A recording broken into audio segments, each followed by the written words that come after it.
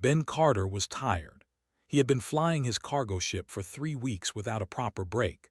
The old vessel creaked and groaned as he guided it toward station. The station floated in the darkness of space like a giant metal flower, its many arms stretching out in all directions. Thousands of lights blinked from its surface. Ships of all sizes moved around it like bees around a hive. Ben rubbed his eyes and yawned. He was a simple man with simple needs: a hot meal, a cold drink, and maybe some decent supplies for the long journey ahead. That was all he wanted. He had been hauling freight between the outer colonies for 6 years now. It was lonely work, but it paid the bills. His ship, which he called Lucky Penny, was old but reliable. She had never let him down. The docking process took about an hour. Ben filled out the forms, paid the fees, and finally stepped onto the station.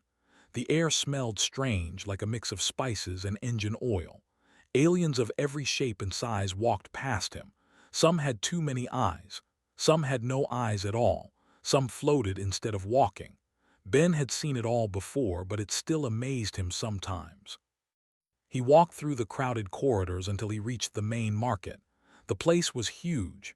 Stalls and shops stretched as far as he could see. Merchants shouted about their goods.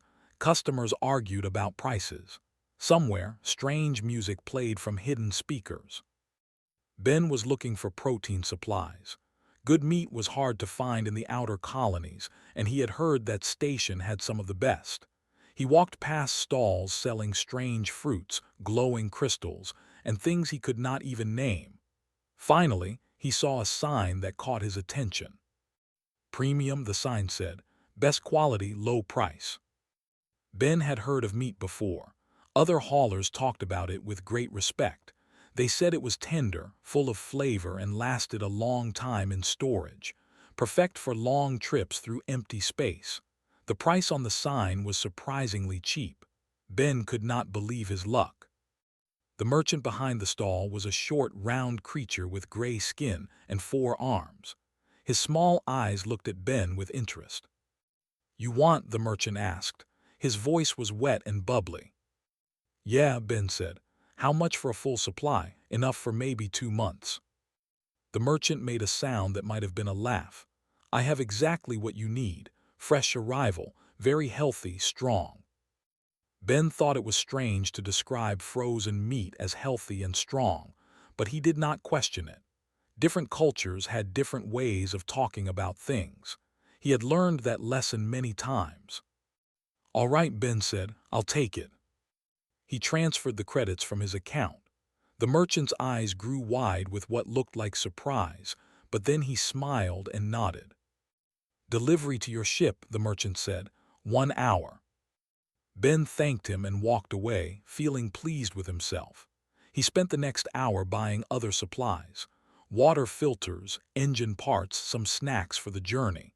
When he returned to Lucky Penny, he found that his purchase had already arrived. There was a woman standing in his cargo hold. Ben stopped walking. He blinked several times. The woman was tall, almost a head taller than him. Her skin was a soft shade of lavender. Delicate antennae rose from her forehead like the stems of flowers. Strange markings on her arms and neck glowed with a faint blue light. She was beautiful in a way that Ben had never seen before. She was also clearly terrified. In her hands she clutched a small bag. Her large eyes, the color of honey, stared at Ben with fear and something else. Acceptance, maybe, like she had already given up. "What?" Ben said. His voice came out as a whisper. "What is this?" The woman lowered her head. "I am Ra," she said. Her voice was soft and musical. "I am your property now. I will serve you as you wish." Ben felt the world spin around him. His stomach turned. He suddenly understood what had happened, and the understanding made him sick. Meat was not meat at all. It was a terrible, disgusting term for people. People who were sold as slaves. He had not bought food. He had bought a person. "No," Ben said. "No, no, no, this is wrong. This is a mistake." He turned and ran back to the market. His heart pounded in his chest. His breath came in short gasps. He had to find the merchant. He had to fix this terrible error. But the stall was empty. The sign was gone. The merchant had vanished like smoke in the wind. Ben grabbed a passing station guard and explained what had happened. The guard, a bored-looking creature with scales and tired eyes, simply shrugged. "All sales are final on station," the guard said. "It is the law. If you have a problem, take it up with the Merchant Guild, but they will not help you. They never do." Ben returned to his ship feeling hollow. Ra was still there, standing in the same spot. She had not moved at all. She looked at him with those golden eyes, waiting for orders, waiting for punishment maybe. "I tried to return you," Ben said. The words felt strange in his mouth. Return her, like she was a broken machine. "The merchant is gone. They say I cannot undo the sale." Ra nodded slowly. "I understand. What would you have me do, master?" The word hit Ben like a punch. Master. He was nobody's master. He was just a guy who flew cargo ships and watched old movies alone in space. "First," Ben said, "please do not call me that. My name is Ben, just Ben." Ra looked confused. "But you own me. It is proper to." "I do not want to own you," Ben interrupted. His voice was gentle but firm. "I do not want to own anyone. This whole thing is a mess, and I am so sorry you got caught up in it." There was a long silence. Ra stared at him like he had grown a second head. "Would you like some tea?" Ben asked. It was the only thing he could think to say. Ra's antennae twitched. The glow on her markings flickered. "Tea," she repeated, as if she had never heard the word before. "Yeah," Ben said. "I have a few different kinds. It is not much, but it is warm, and you look like you could use something warm right now." For a moment, nothing happened. Then slowly, something changed in Ra's eyes. The fear was still there, but now there was also confusion. And maybe, just maybe, a tiny spark of something that looked like hope. Yes," she said, "I would like tea." Ben smiled. It was a sad smile, but it was real. "Okay," he said, "follow me, and please just call me Ben." He led her out of the cargo hold and into his small kitchen. He had no idea what he was going to do next. He had no idea how to fix this situation. But he knew one thing for certain. He was not going to treat this woman like property. Not today, not ever. Whatever happened next, he would find a way to set her free. The first few days were strange and awkward. Ben gave Ra the spare cabin on his ship. It was small and simple, with just a bed, a desk, and a tiny window that looked out into space. Ra accepted it without question, but she seemed confused by the gesture. She kept waiting for Ben to demand something from her. Work, service, something worse. But the demands never came. Ben went about his normal routine. He flew the ship, checked the cargo, and made his delivery stops. He cooked meals in his small kitchen and always made enough for two. Every morning he knocked on Ra's door and invited her to eat with him. At first she refused. She said it was not proper for property to eat with its owner. Ben told her again that she was not property and he was not her owner. She did not believe him, but she came to the table anyway. Ra watched Ben carefully. She studied his every move, looking for signs of deception or cruelty, but she found none. The human was strange. He sang badly while he cooked, making up silly words to songs she did not know. He talked to the ship's computer like it was an old friend, asking it questions and thanking it for answers. He smiled at nothing in particular and laughed at his own jokes. Most confusing of all, he asked for her opinion. "Do you like spicy food?" he would ask. "What kind of music do you enjoy? Have you ever seen a sunset on a water planet?" These were not the questions a master asked a slave. These were the questions one friend asked another. Ra did not know how to answer them. She had not been asked what she liked in a very long time. On the fifth day, Ben sat down across from her at the small kitchen table. His face was serious but kind. "I need to tell you something," he said. "I have been looking into the laws. I want to find a way to give you your freedom. Real, legal freedom. But it is complicated." Ra felt her heart beat faster. Complicated how? Ben sighed and rubbed the back of his neck. The sale was legal under law. That means in the eyes of the Galactic Trade Council you belong to me. I cannot just let you go. If I release you without proper paperwork, you could be captured again and sold to someone else. Someone who might not be well, as confused and useless as me. Ra almost smiled at that, almost. So what do we do? She asked. I am still figuring that out, Ben admitted. There are lawyers on some of the bigger stations, advocates who help people in situations like this, but they are expensive. I need to save up some credits. It might take time. Time? Ra thought about that word. She had nowhere else to go. Her home world held nothing but shame for her. Her husband was dead. Her family had turned their backs on her when she was sold. She was alone in the universe, except for this strange human who refused to treat her like a thing. I can wait, she said quietly. Ben smiled at her. It was a warm smile full of kindness. Ra felt something flutter in her chest, and she quickly looked away. As the weeks passed, the strangeness began to feel normal. Ra started to learn the rhythm of life on Lucky Penny. She learned that Ben woke up early every morning to check the engines. She learned that he loved a drink called coffee, which smelled terrible but seemed to make him happy.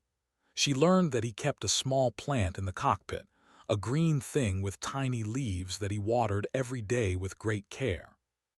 It was a gift from my mother, he explained one day. She said every home needs something alive in it, even a flying metal box in space. Ra started helping around the ship, not because Ben asked her to, but because she wanted to. She cleaned the common areas. She organized the storage rooms. When Ben discovered that she knew how to cook, he invited her to share the kitchen. They began making meals together, mixing human recipes with ones. The results were sometimes strange but always interesting. One evening, Ben brought out a box from his personal storage. Inside were hundreds of small plastic cases, each one holding a tiny disc. Movies, he said with excitement. Old Earth movies. I have collected them for years.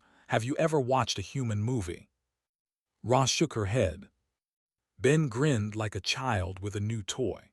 He set up a screen in the common room and made something he called popcorn, which was small white puffs of food that tasted like salt and butter.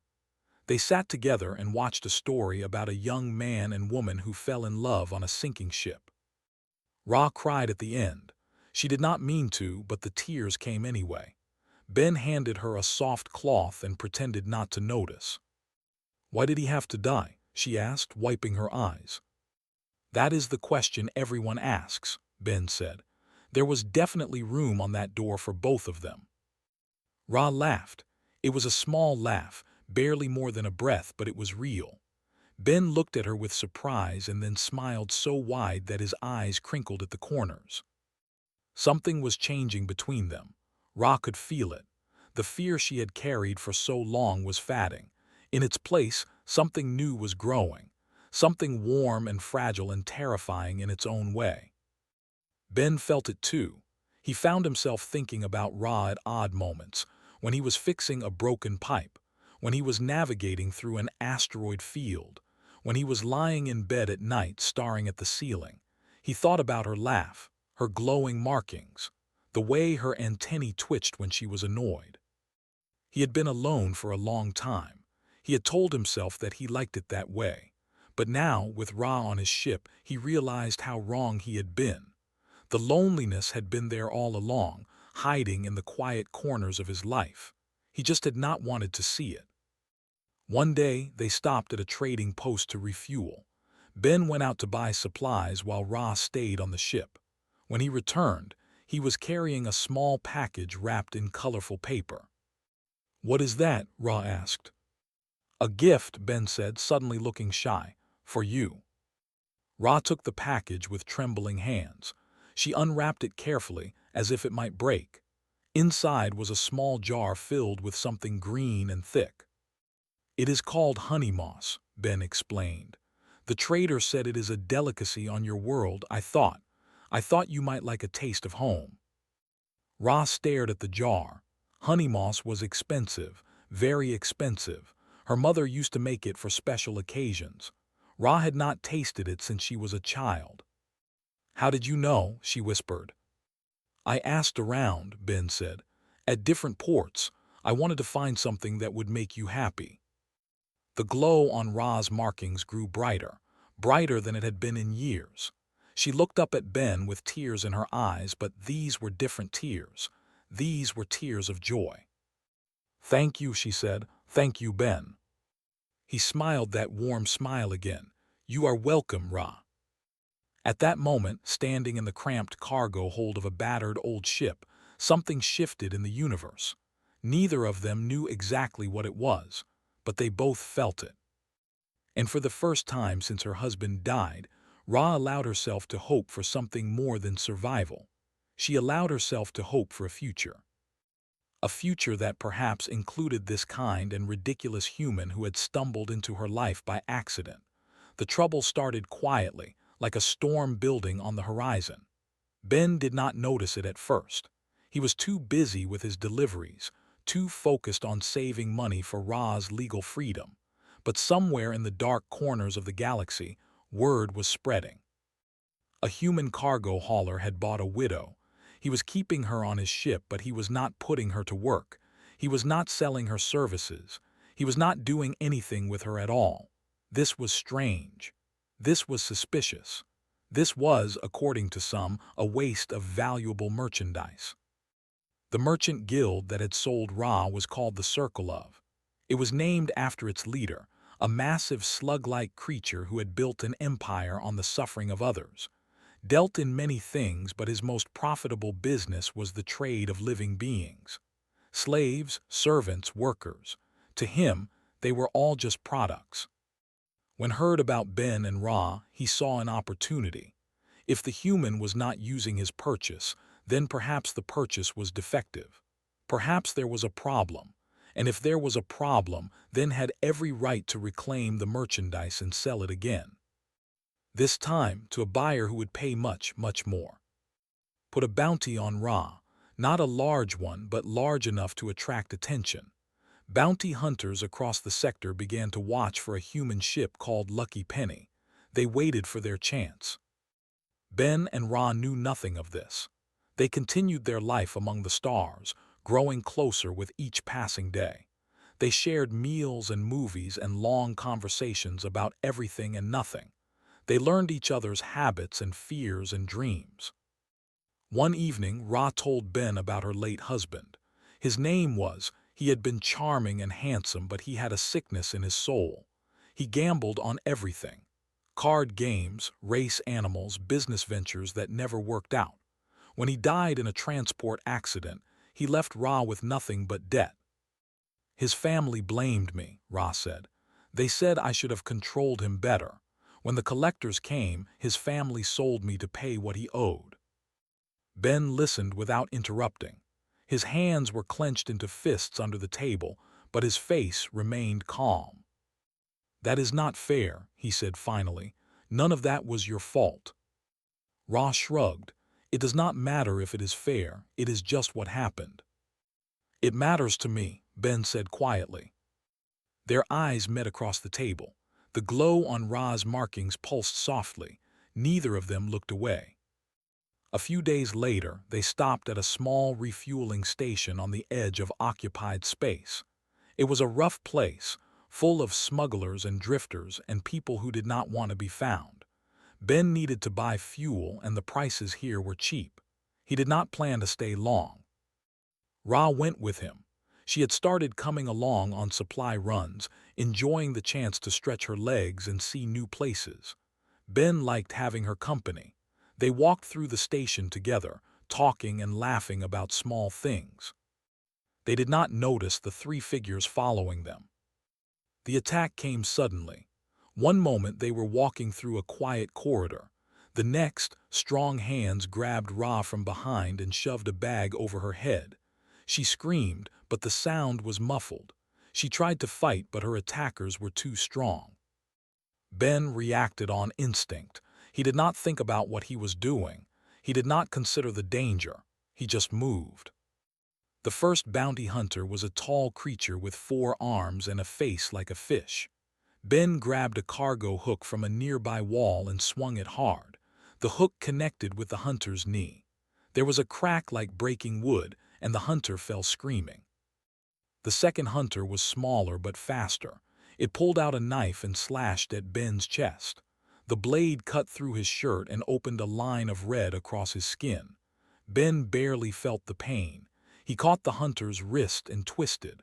The knife fell to the ground. Ben did not stop twisting until he heard a pop. The third hunter, the one holding Ra, was the biggest of all. It was a mountain of muscle covered in thick gray scales. It looked at Ben with surprise and then with fear. Humans were not supposed to fight like this. Humans were traders and talkers. They were soft and weak. Everyone knew this. It was common knowledge throughout the galaxy. But the thing about common knowledge is that sometimes it is wrong. Ben's eyes were wild. Blood ran down his chest. His hands were shaking, but not from fear, from something else. Something older and darker. Something that humans had learned to hide but never truly lost. "Let her go," Ben said. His voice was low and dangerous. "Let her go, or I will take you apart." The hunter hesitated. It was bigger than Ben. It was stronger than Ben. But there was something in the human's eyes that made it afraid. A fire that should not exist in such a small creature. The hunter released Ra and ran. Ben caught Ra as she fell.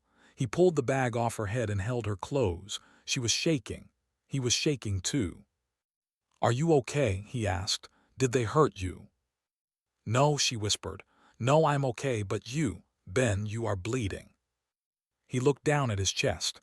The cut was long but not deep. He would live. "We need to go," he said. "We need to go now." They ran back to Lucky Penny. Ben fired up the engines and launched into space as fast as the old ship could move. He did not stop until they were deep in hyperspace, far from the station and the hunters who might follow. Only then did he let himself collapse. Ra found him slumped in the pilot's chair, pale and sweating. The wound on his chest had bled more than she realized.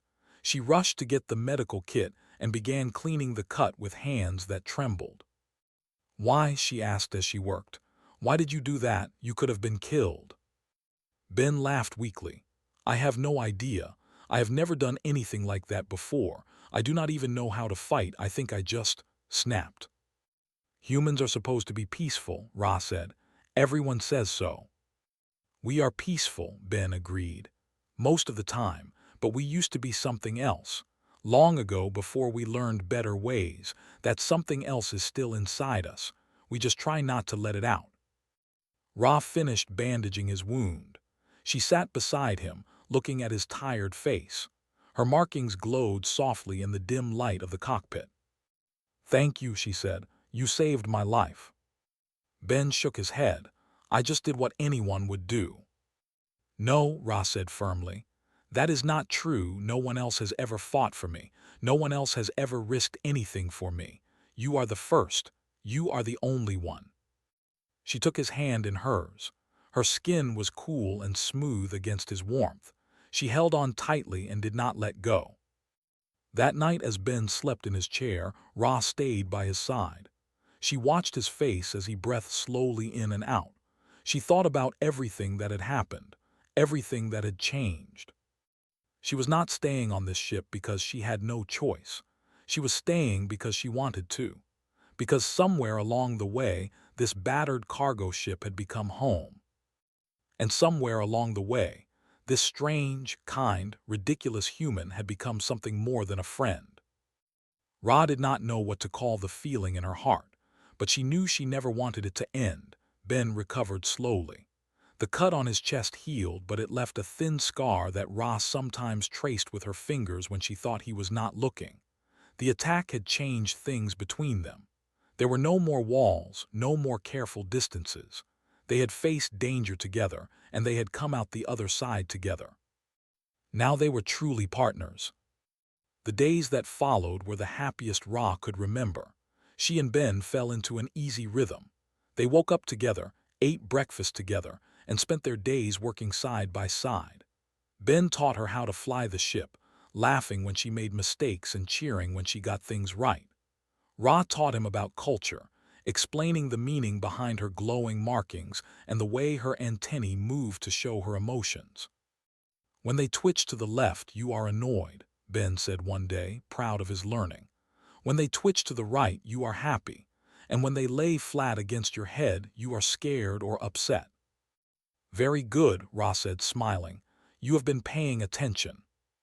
"Of course I have," Ben said. "I pay attention to everything about you." Ra's markings glowed brighter. She looked away, but she was smiling. They stopped at a human colony called New Haven to make a delivery and restock supplies.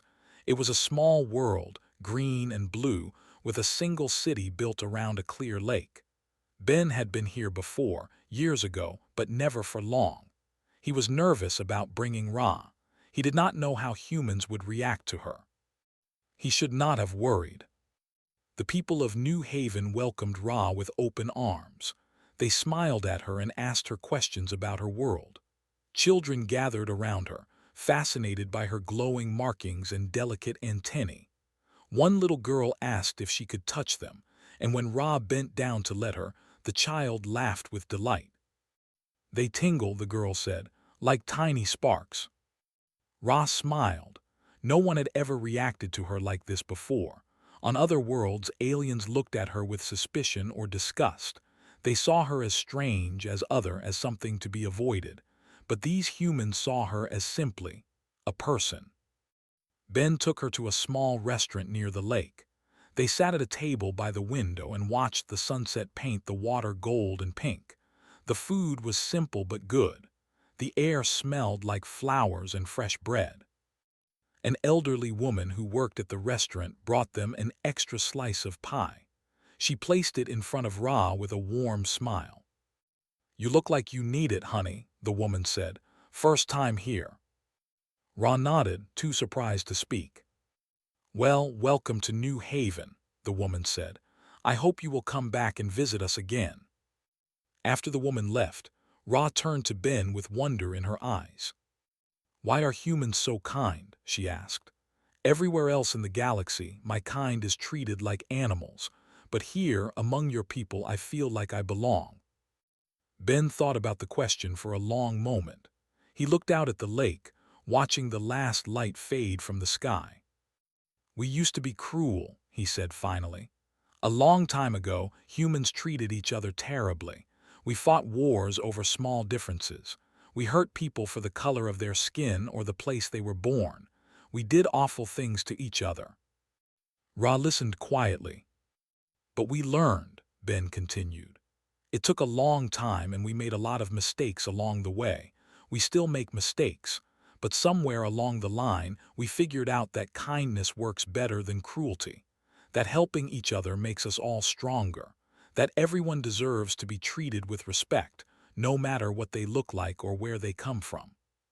He turned to look at her, his eyes soft in the fading light. "We are not perfect," he said. "We never will be, but we keep trying to be better. That is the human way." Ra reached across the table and took his hand. Her markings glowed like blue fire. Ben felt his heart beating faster in his chest. "I think," Ra said slowly, "that your way is very beautiful." They walked back to the ship under a sky full of stars. The night air was cool and sweet. Their hands stayed joined, fingers intertwined. Neither of them spoke. They did not need to. The silence between them was comfortable, warm, full of things that did not require words. When they reached Lucky Penny, they stopped at the door. Ra turned to face Ben. The glow of her markings was the he had ever seen it. Her golden eyes shimmered with emotion. "Ben," she said, "I need to tell you something." "Okay," he said. His voice was barely a whisper. "When I was sold, I thought my life was over. I thought I would be used and thrown away like garbage. I was ready to give up. I had no hope left." Ben squeezed her hand gently. "But then I met you," Ra continued. "You were kind when you had no reason to be. You treated me like a person when the law said I was property. You fought for me. You bled for me. You made me feel like I mattered." She stepped closer. Their faces were inches apart. "I do not want to be free of you, Ben. I do not want to go back to my world or start a new life somewhere else. I want to stay here on this ship with you. Not because I have to, because I want to, because I—" She paused, the word caught in her throat. "Because I love you," she said. Ben's heart stopped. Then it started again, faster than before. "Ra," he said, "I have been wanting to say something too, but I was afraid. I did not want you to feel pressured. I did not want you to think that I expected anything from you." "I know," she said. "That is one of the reasons I love you. You never expected anything. You just gave freely, without asking for anything back." Ben lifted his free hand and touched her face. Her skin was soft and cool. Her antennae twitched gently. Her markings pulsed with light. "I love you too," he said. "I have loved you for a long time. I was just too scared to say it." Ross smiled. It was the most beautiful smile Ben had ever seen. Then she kissed him. The kiss was awkward at first. Their noses bumped. Their teeth clicked together. They both laughed and then they tried again. The second kiss was better. The third was better still. They stood there under the stars of New Haven, two people from different worlds, holding each other close. The universe was vast and cold and full of dangers. But in that moment, none of that mattered. They had found each other. Against all odds, through a mistake and a misunderstanding, they had found something real, something precious, something worth fighting for. And they were not going to let it go. When they finally went inside, they went together, not to separate cabins but to the captain's quarters, Ben's quarters, their quarters now. Outside, the stars continued to shine. The universe continued to turn. But on the old cargo ship called Lucky Penny, something new had begun. A love story written in starlight and fate. The happiness did not last forever. Happiness rarely does, at least not without a fight. The Circle of had not forgotten about Ra. In fact, after the failed attack at the refueling station, they had become more determined than ever to reclaim their property. Himself was furious. 3 of his hunters had been defeated by a single human. A cargo hauler with no combat training had broken bones and sent his men running. This was embarrassing. This was unacceptable. This was personal now. The bounty on Ra doubled. Then it tripled. Hunters from across the sector began searching for Lucky Penny. It was only a matter of time before someone found them. Ben knew they were being hunted. He had heard rumors at ports and trading posts. He had seen strangers watching them with too much interest. The net was closing around them, and there was no way to escape it forever. But Ben had not been idle during these months. While Ra thought he was simply making deliveries, he had been doing something else. Something secret, something dangerous. He had been collecting evidence. At every port they visited, Ben talked to people. Merchants, traders, former slaves who had bought their freedom. He asked questions. He gathered documents.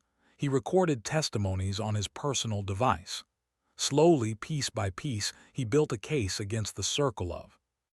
The things he discovered made him sick. His organization was not just trading in servants. They were kidnapping people from their homes. They were forcing them to work in terrible conditions. They were selling children to the highest bidder.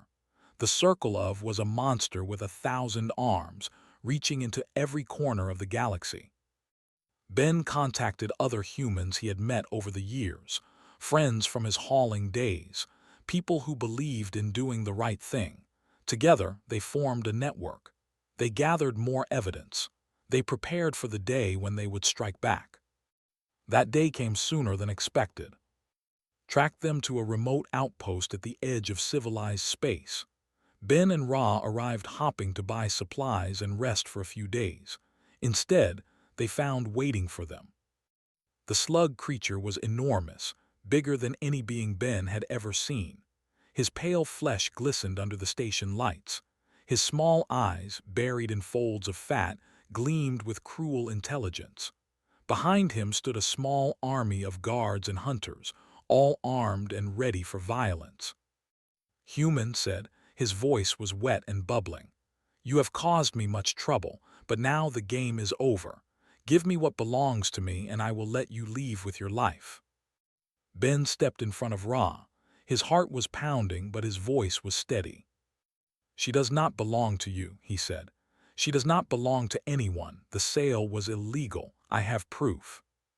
Laughed. The sound was like mud sliding down a pipe. "Proof? What proof? My contracts are legal throughout the sector. No court will rule against me. I own judges, I own officials, I own entire governments. You are nothing but a bug human, a bug I will crush under my weight." Ben smiled. It was a cold smile, a dangerous smile, a smile that made guards shift nervously. "That is where you are wrong," Ben said. He pulled out his personal device and pressed a button. All around the station, screens flickered. On every screen, images and documents began to appear. Testimonies from freed slaves, financial records showing bribes to officials, video footage of kidnappings and abuse. The entire history of the circle of laid bare for all to see. The broadcast was not limited to the station. Ben had arranged for it to be sent to every major news outlet in the sector, to every government office, to the Galactic Trade Council. Within minutes, the whole galaxy would know the truth about and his empire of suffering. His eyes went wide. His pale flesh turned an ugly shade of green. "What have you done?" he screamed. "What have you done?" "I told the truth," Ben said. "The truth about who you really are. The truth about what you have done to thousands of innocent people. The truth that will destroy you." Chaos erupted. Guards did not know what to do. Some of them started running, afraid of being caught in the storm that was coming. Others turned on each other, arguing about who was to blame. The station's own security forces arrived, called by citizens who had seen the broadcast and demanded action. In the confusion, tried to flee, but the authorities were faster. Within hours, he was in chains. Within days, his organization was being torn apart. His contracts were ruled illegal. His victims were given their freedom. His empire crumbled like in the tide.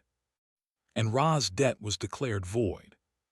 She was free, truly, completely, legally free. When the news reached them, Ra could not believe it. She stared at the official document on her screen, reading the words over and over. Her markings glowed so bright that Ben had to shield his eyes. "It is real," she whispered. "It is really real." "It is real," Ben confirmed. "You are free, Ra. You can go anywhere you want. Do anything you want. You never have to answer to anyone ever again." Ra looked at the document. Then she looked at Ben. Then she closed the document and put her device away. "I know exactly where I want to go," she said. "Where?" Ben asked. "Wherever you are going," she said. "I do not want to be free of you, Ben. I never did. I want to be free with you. I want to spend the rest of my life on this silly old ship, watching your terrible movies and eating your strange food and loving you every single day." Ben's eyes filled with tears. He tried to speak, but the words would not come. "Is that okay?" Ra asked, suddenly worried. "Do you still want me to stay?" Ben laughed through his tears. He pulled her close and held her tight. "I want you to stay forever," he said. 6 months later, they were married. The ceremony was held on a small human colony world. The bride wore traditional robes that shimmered like starlight. The groom wore a simple suit that he had borrowed from a friend because he did not own one. Their guests were a strange mix of humans and aliens, traders and adventurers, people who had helped bring down the circle of. When Ben read his vows, he cried. Ra never let him forget it. When the official asked if Ra took this man to be her husband, she said yes so loudly that people on the next street heard her. They exchanged rings. They exchanged kisses. They exchanged promises that would last a lifetime. Afterward at the reception, someone asked them how they had met. Ben grinned his lopsided grin. "I went shopping for meat," he said, "and I came home with a wife." Ra rolled her eyes. Her antennae twitched with fond annoyance. He is lucky I did not eat him instead, she added. Everyone laughed. The music played. The stars shone down on a world that had welcomed them both. And far away, in the black velvet of space, an old cargo ship called Lucky Penny waited patiently for her crew to return. She had seen many adventures in her long life. She had carried many cargoes across many light years. But she had never carried anything as precious as the love of the two people who called her home. The journey was far from over. There would be more deliveries to make, more worlds to see, more stories to tell, but wherever they went, they would go together. From a mistake to a miracle, from a transaction to a treasure, from meat to marriage. This was their story, and they were just getting started.